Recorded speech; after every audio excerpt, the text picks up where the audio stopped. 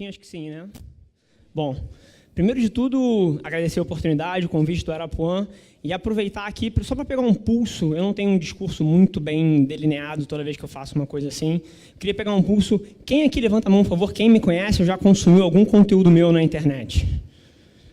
Obrigado, mãe. Não é brincadeira, não. É minha mãe de verdade, está aqui na frente. Inclusive, aproveitar o momento. Se falou tanto de mãe, eu acho que 99% dos palestrantes que subiram aqui em cima tocaram no assunto mãe de alguma maneira. Então, eu queria usar a minha mãe como bode expiatório, inclusive pedir uma salva de palmas para todas as mães aí.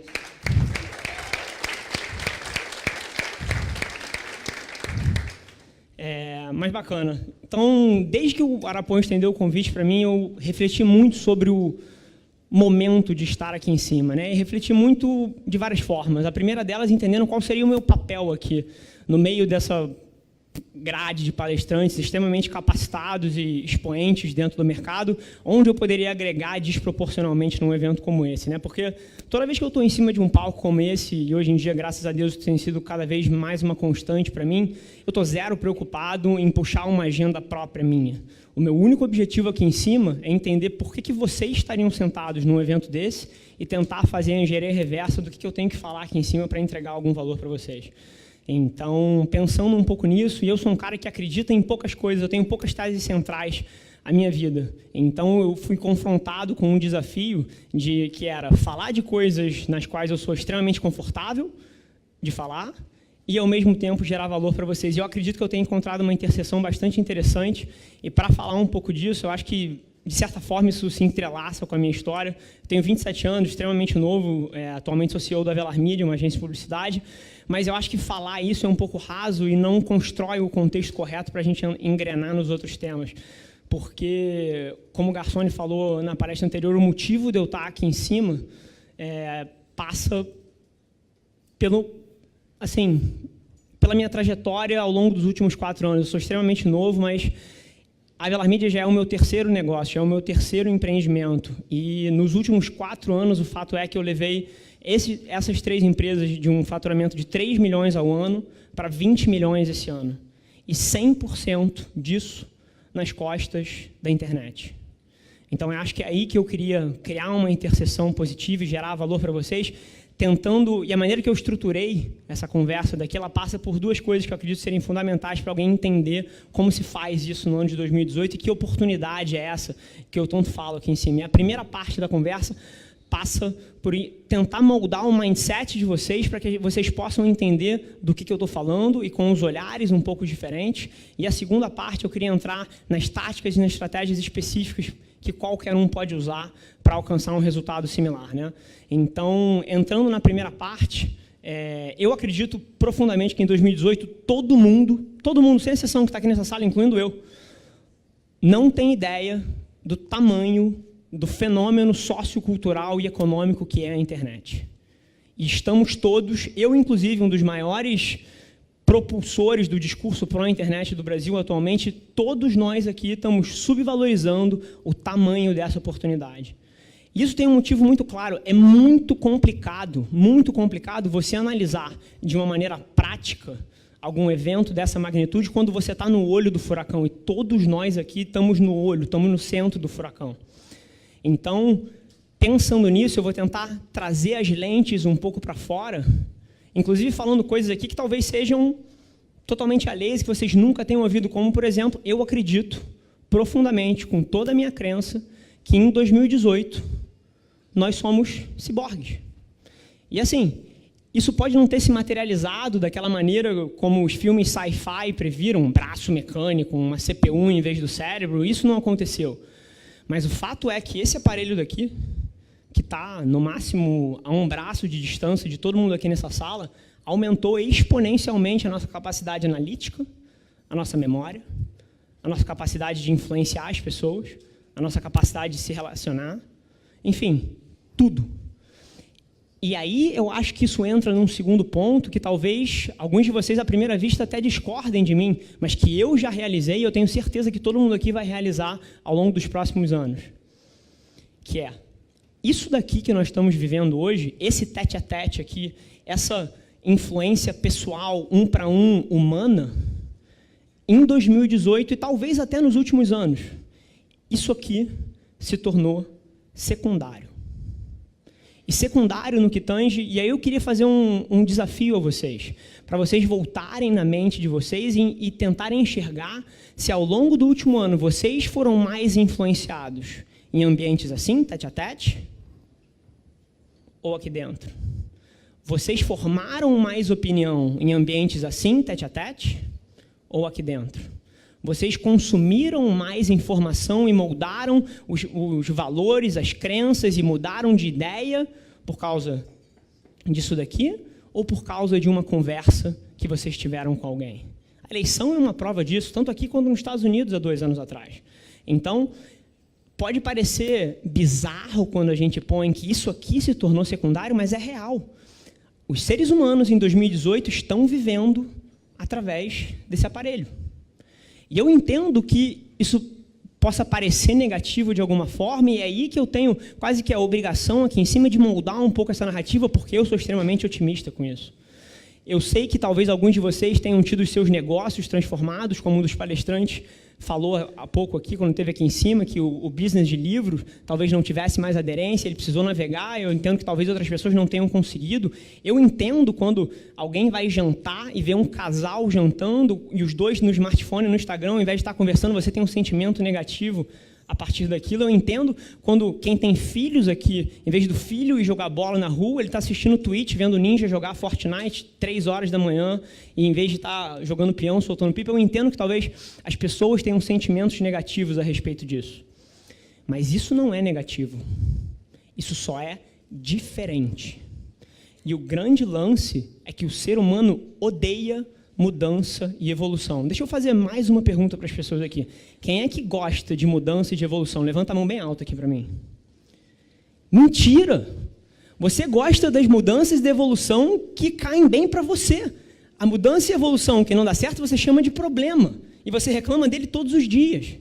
Então, os seres humanos não gostam de mudança. Isso é fundamental. A gente cresceu valorizando outro estilo de vida, valorizando outra forma de fazer as coisas. E quando a gente olha para esse novo ecossistema que mudou, sim, muito rápido nos últimos 10 anos, a gente tende a olhar com um olhar de desdém, a gente tende a olhar com preconceito. Mas isso não é...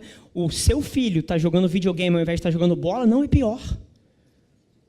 É diferente. E é aí que se cria a oportunidade. Pelo fato dos seres humanos odiarem a mudança, é que se dá a oportunidade massiva que a gente tem na frente da gente hoje em dia. E eu não vou ficar jogando esse termo oportunidade aqui sem palpar isso atrás de alguma coisa. O grande lance é que em 2018, a internet cortou todas as barreiras para alguém que queria ou queira começar. Não, a internet é um intermediário, você não tem mais um gatekeeper que te impeça de fazer o que você quer.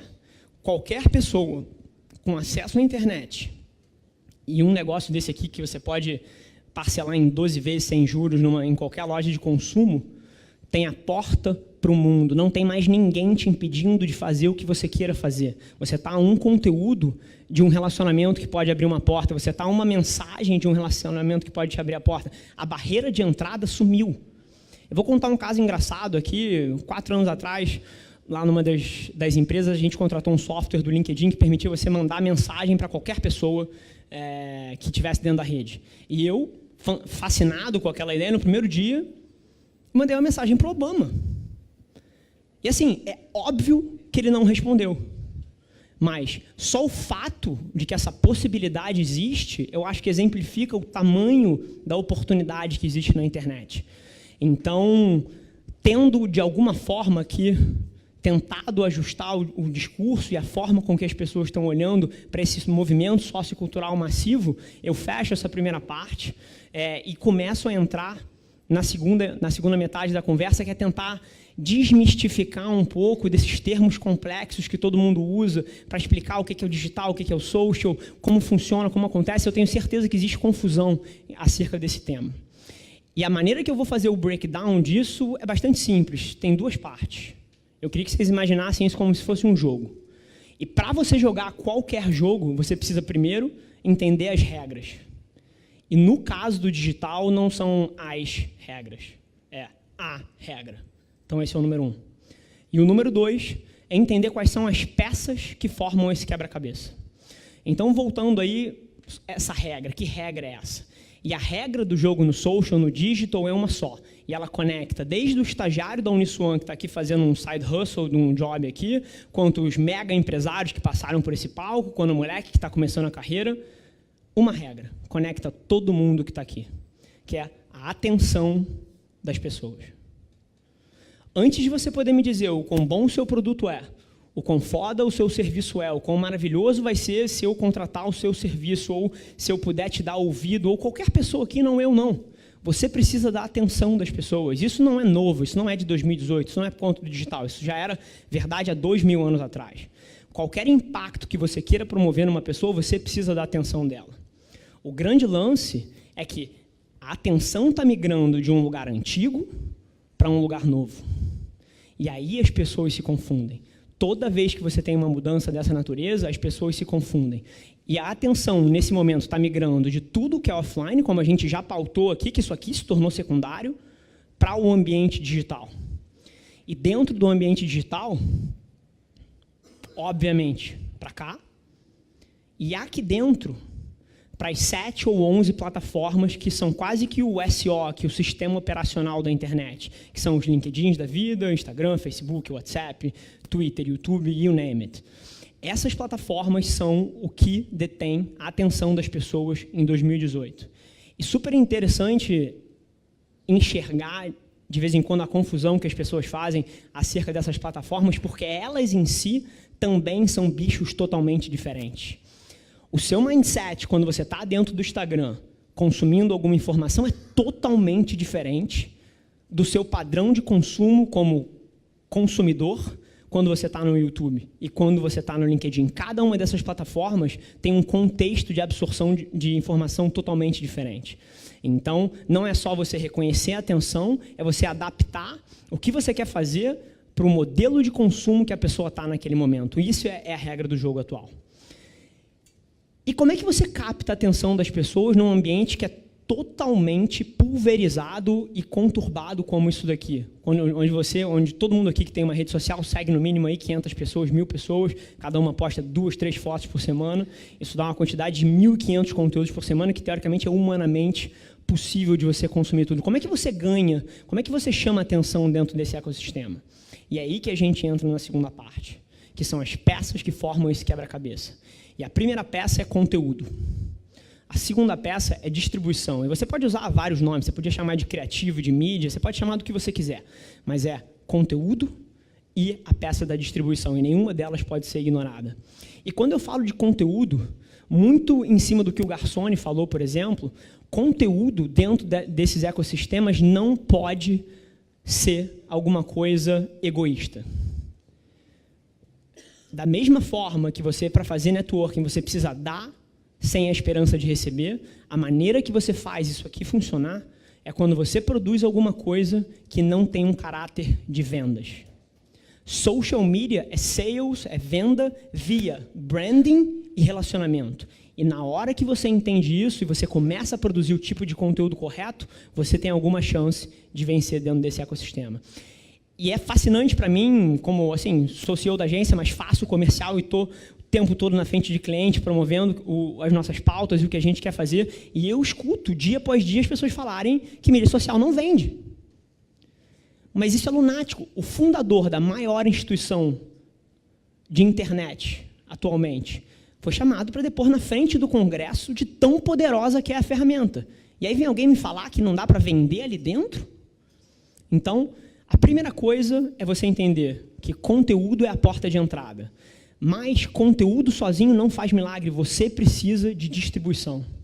Porque, inclusive, eu tenho uma tese que é o melhor livro já escrito, a melhor música já composta, nunca foi ouvida por ninguém nessa sala.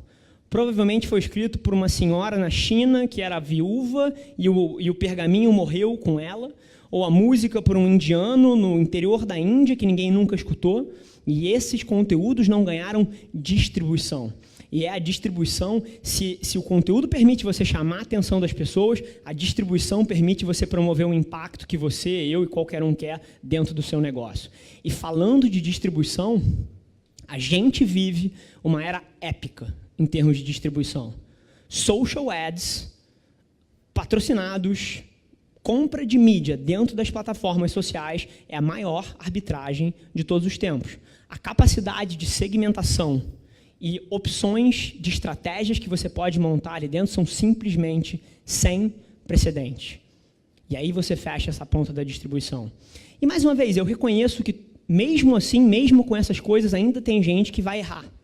E aí eu já antecipo alguns problemas do porquê você vai errar. Você vai errar porque você vai botar o seu estagiário para fazer, você vai dizer que valoriza, mas, na verdade, você não valoriza tanto assim, e vai colocar um estagiário para fazer o trabalho que, no meu caso, sou eu que faço, por exemplo, na minha empresa.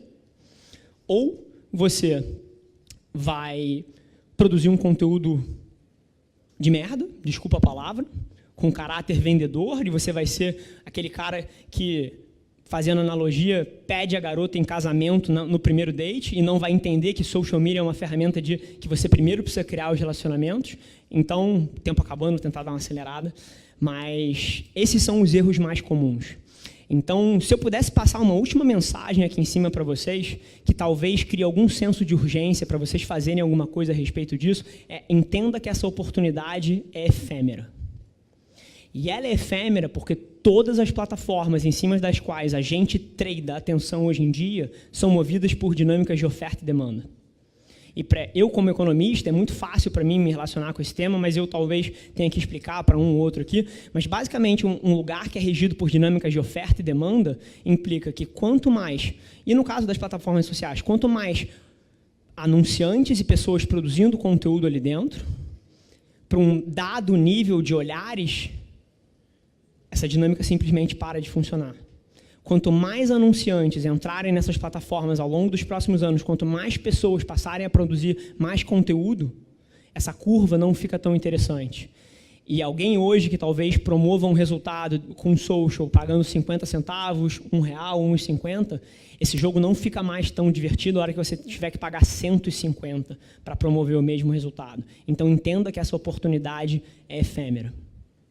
E, assim, dentro de todos os rostos aqui, nesse auditório, eu não tenho a pretensão de mudar a cabeça de todo mundo. Eu gostaria de, talvez, impactar uma pessoa que pegasse isso daqui e fosse fazer alguma coisa.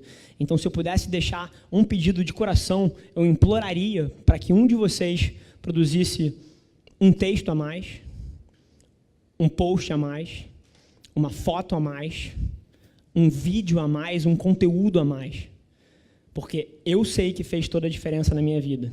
E eu tenho certeza que pode fazer na de vocês também. Obrigado.